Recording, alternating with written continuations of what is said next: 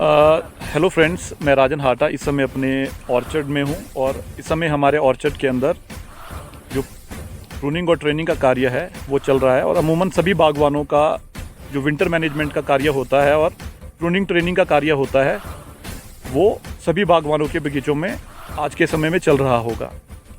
और इस वीडियो को बनाने का मेरा मकसद ये है कि हम आज अपने बगीचों के अंदर मेहनत तो कर रहे हैं, सभी बागवान बहुत ज़्यादा मेहनत करते हैं और इसी उम्मीद के साथ करते हैं कि जो आने वाला साल है और जो आने वाला भविष्य है उसके अंदर जो हमारी एप्पल इकॉनमी है वो सशक्त हो सके, ताकि जो प्रोस्पेरिटी हम लोगों ने देखी है वो प्रोस्पेरिटी सस्टेन कर सके। क्योंकि हमारे जो ग्रैंड पेरेंट्स थे उन लोगों ने बहुत टफ टाइम देखा, क्योंकि कैश क्रॉप उस समय होती नहीं थी।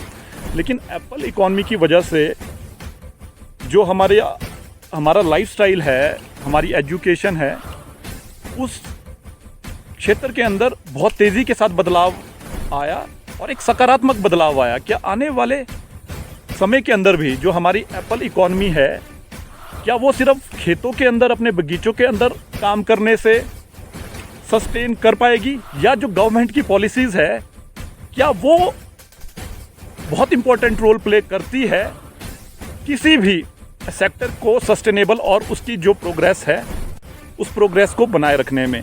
तो इसी विषय के ऊपर मेरा ये छोटा सा वीडियो है। आप लोगों को ये मालूम होगा कि बहुत सारे लोगों ने शायद सोशल मीडिया के माध्यम से या कहीं सुना होगा कि न्यूजीलैंड के साथ, जो न्यूजीलैंड की गवर्नमेंट है और जो इंडियन गवर्नमेंट है, ministry of commerce and industry along with department of agriculture and farmers welfare के बीच में एक FTA करके एक ट्रीटी साइन हुई है, जिसमें जो न्यूजीलैंड एप्पल है 2026 से जो उसके ऊपर 50% इम्पोर्ट ड्यूटी लगती थी उसे घटाकर 25% कर दिया गया है for a specific quota. For a specific quota का मतलब ये है कि अगर एक लिमिटेड कोटा तक अगर न्यूजीलैंड का एप्पल आता है तो उस कोटा तक जो भी वो दरें निर्धारित की गई होगी, जो भी वो नंबर है, तो उस नंबर तक जो इंपोर्ट ड्यूटी है उसे 25% रखा जाएगा। अगर उस कोटा को वो एक्सीड करती है तो 50% जो एग्जिस्टिंग इंपोर्ट ड्यूटी थी उसे उसके ऊपर अप्लाई किया जाएगा। और 2023 के अंदर भी हमने देखा है कि जिस तरह से USA के साथ जो 20% रिटेलिटरी टैरिफ था जो 2019 के अंदर अप्लाई किया गया था, उस टैरिफ को ख़त्म कर दिया गया। और इस तरह की जो पॉलिसीज़ है, जो इस तरह का इंपोर्ट ड्यूटी कट है, क्या इन चीज़ों का जो नुकसान है वो जो इंडियन एप्पल ग्रोअर्स है क्या उन्हें वो फेस करना पड़ता है या नहीं करना पड़ता है? तो ये बात आप लोग मुझसे बेहतर समझते हैं। और ये तो सिर्फ एक शुरुआत है। आने वाले समय के अंदर जिस तरीके से पूरी दुनिया की नज़र हिंदुस्तान की मार्केट के ऊपर है, क्योंकि ग्लोबलाइजेशन तो है और 140 करोड़, लगभग 140 करोड़ की आबादी हिंदुस्तान के अंदर है। और दुनिया के ऐसे बहुत सारे देश है जिसके अंदर जो प्रोडक्शन है, क्वालिटी है, वो बहुत बेहतर है। तो वो सभी कंट्रीज़ डिफरेंट मीडियम से ये चाहती है कि वो हिंदुस्तान की सरकारों के ऊपर प्रेशर एक्सर्ट करे, ताकि उन लोगों को मार्केटिंग के लिए हिंदुस्तान के अंदर स्पेस दिया जाए। और उसके लिए वो निरंतर ये कोशिश कर रहे हैं कि जो इंपोर्ट ड्यूटी कट है उसे ज़ीरो कर दिया जाए। और आने वाले समय के अंदर आपने देखना कि अगर हम लोग इसी तरह से सोए रहे तो वो दिन भी दूर नहीं जिस वर्ष जो इंपोर्ट ड्यूटी है उसे ज़ीरो कर दिया जाएगा। तो ये सारी बातें मैं इसलिए कह रहा हूँ कि क्योंकि जिस कंडीशन के अंदर हम लोग फार्मिंग करते हैं वो बहुत एडवर्स है। आप देखेंगे कि we are totally dependent on weather conditions. Irrigation की फैसिलिटीज़ हम लोगों के लिए है नहीं। हालांकि मेजॉरिटी ऑफ द विलेजेस आज ऐसे है कि जो समर जो टाइम होता है वहाँ पे पीने के पानी के लिए और जो मूलभूत सुविधाएं हैं उसके लिए भी वो सफ़र करते हैं। तो हम लोग विदाउट इरिगेशन फार्मिंग कर रहे हैं, ट्रेडिशनल तरीके से कर रहे हैं, टफ टेरेन में कर रहे हैं। सब्सिडीज़ का सपोर्ट फार्मर्स के पास है नहीं। APMC एक्ट, जिसे मैं अनफॉर्चुनेटली करप्शन एक्ट कहूँगा, जिस मर्जी की सरकार है लेकिन APMC एक्ट कभी लागू नहीं होता है, क्योंकि हम इस बात को समझे। इस वर्ष भी हम लोगों ने देखा कि जिस तरीके से फंगल इन्फेक्शन हमारे बगीचों में फैला और एक डिबेट इनिशिएट हुआ कि जो private companies fungicide sell out कर रही है उसके अंदर डुप्लीकेसी, लेकिन उसको चेक कौन करेगा? उसको चेक गवर्नमेंट करेगी, गवर्नमेंट के डिपार्टमेंट्स करेंगे अगर सरकारों की इच्छा होगी।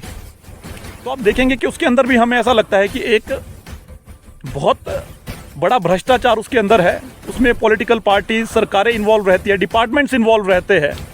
लेकिन क्या जो ये सारी प्रॉब्लम्स है, इन सभी प्रॉब्लम्स को आज के समय में भी जो बागवान है वो फेस कर रहा है? और अगर इसी तरीके से जो फार्मिंग है, फार्मिंग के लिए जो कंडीशंस अगर एडवर्स होती गई, तो क्या हम आने वाले समय के अंदर भी इस एप्पल इकॉनमी को बचा पाएंगे? क्या ये सस्टेनेबल रहेगी? तो ये कुछ एक सवाल मैं आप लोगों के लिए छोड़ना चाहूँगा, क्योंकि आपने देखा है कि चुनावों के समय में डिफरेंट तरह के प्रोमिसेस हम लोगों से किए जाते हैं। लोकसभा इलेक्शंस के अंदर ये प्रोमिसेस किए गए 14-15 के अंदर कि 100% इंपोर्ट ड्यूटी को कर दिया जाएगा। एप्पल जूस को सॉफ्ट ड्रिंक्स के अंदर ऐड किया जाएगा, बायो प्रोडक्ट्स बनाए जाएंगे।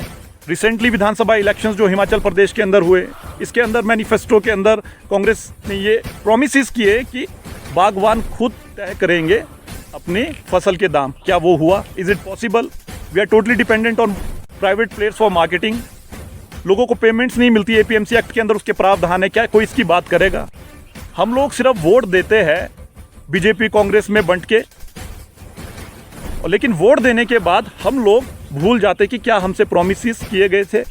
क्योंकि मैं इस बात को एनालाइज करता हूं और समझता हूं कि पॉलिटिकल पार्टीज इस बात को समझ गई है, क्योंकि पॉलिटिकल पार्टीज जिस मॉडल पे काम कर रही है, जो इकोनॉमिक मॉडल है, that is for capitalist path of development.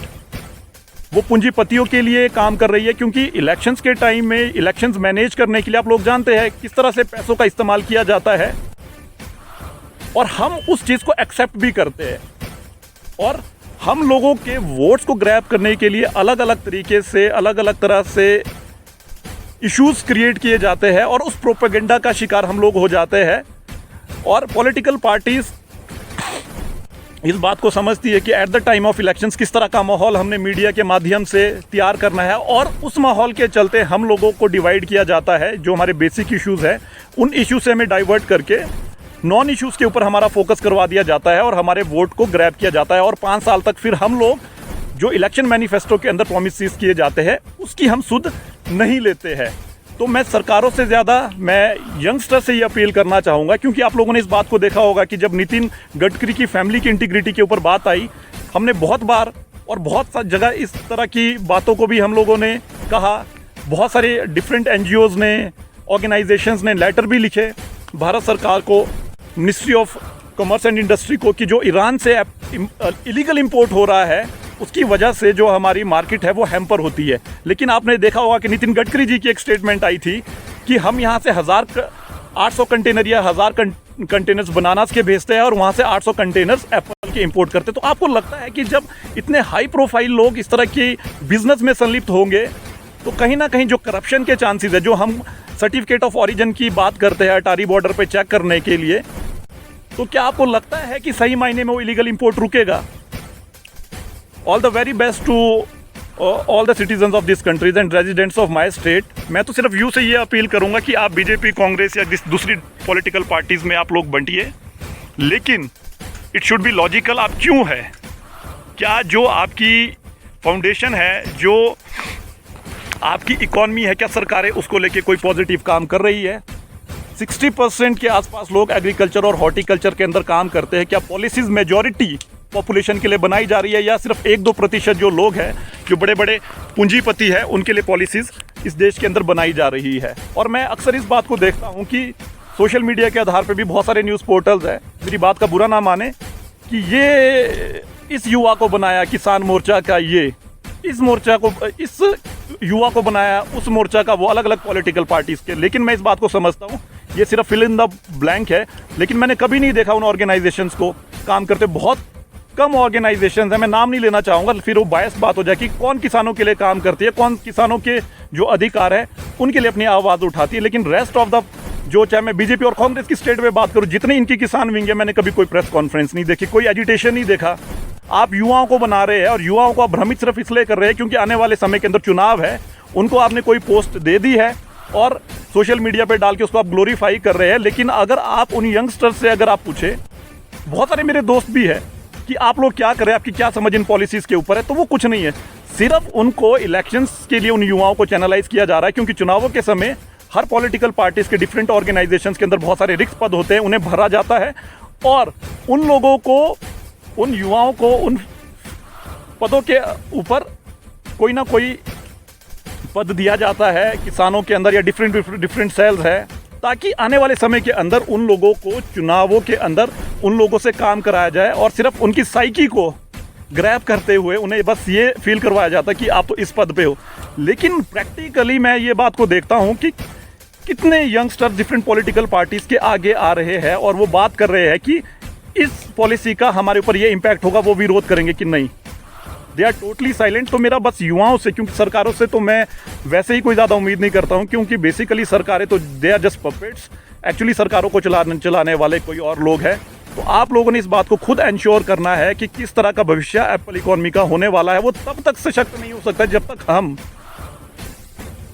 अपनी पॉलिटिकल एफिलिएशंस को, हालांकि मुझे ये समझ नहीं आता कि पॉलिटिकल एफिलिएशन लॉजिक के आधार पे है या हायरार्की के आधार पे है। इट शुड बी लॉजिकल, आपको जिसे भी सपोर्ट करना है but it should be logical. वो मुद्दों के आधार पे होना चाहिए। अगर वो मुद्दों के आधार पे नहीं है, अगर वो इमोशंस के आधार पे है, तो मुझे ऐसा लगता है कि बेसिकली जो राजनीति का भविष्य हमारे देश के अंदर है वो और बुरा होने वाला है। तो मेरी अपील युवाओं से है क्योंकि हमारे जो पेरेंट्स हैं उन लोगों ने एक बहुत अच्छा समय देखा है और उन्होंने बहुत अच्छा काम भी इस इंडस्ट्री के अंदर किया है। तो फ्यूचर हमारा है और हम अपने फ्यूचर को किस तरह से शेप करना चाहते हैं ये हम लोगों पे डिपेंड करता है। तो बी पॉलिटिकली वाइज, किसी के अंधभक्त ना बने। हमारी इंडस्ट्री, अगर ये इंडस्ट्री रहेगी तभी सारी चीज़ें होगी। तो आप लोगों से यही रिक्वेस्ट है कि अपनी आवाज़ को सशक्त करें और आने वाले समय के अंदर, हालांकि मैं तो एक वीडियो बना सकता हूं, लेकिन जब तक कलेक्टिव हमारी अंडरस्टैंडिंग नहीं होगी और कलेक्टिव तरीके से हम दबाव अपनी मांगों को लेकर सरकारों पे नहीं बनाएंगे, तब तक हम कोई चेंज नहीं कर सकते हैं। तो मेरी आप लोगों से यही रिक्वेस्ट है कि आने वाले समय के अंदर चाहे डिजिटल एजिटेशन या सड़कों पे उतर के हम लोगों को इस एप्पल इंडस्ट्री को आगे रखते हुए हमें अपने राइट्स के लिए खड़ा होना पड़ेगा। नहीं तो आने वाले समय के अंदर, अभी तो 25% हुआ है, फंजीसाइड्स का आपने हाल देख लिया, मार्केटिंग का आपने हाल देख लिया, सब्सिडीज़ का आपने हाल देख लिया, APMC एक्ट का आपने हाल देख लिया, सरकारों का आपने हाल देख लिया। जो पॉलिटिशियंस है, ठीक है, they are here to make money, maximum of them. मैं इस बात को कहता हूँ कि आज ज़्यादातर जो लोग हैं और जो ज़्यादातर युवाओं का माइंडसेट है वो ये है कि अगर वो किसी पॉलिटिकल पार्टी को ज्वाइन करते तो उन्होंने IPH और PWD में ठेकेदारी करते हुए they simply want to earn money. आप कमाइए, लेकिन जो सोसाइटी को सर्व करने का पर्पस है उसे भी आप इक्वल पैरामीटर पे कीजिए। यही मैं आप लोगों से डिमांड करता हूँ। Thank you very much. अगर आप लोगों को मेरा ये वीडियो अच्छा लगा तो आप लोग शेयर कर सकते हैं, लेकिन अपनी वैल्यूएबल जो आप लोगों का ओपिनियन है वो ज़रूर दे। Thank you very much.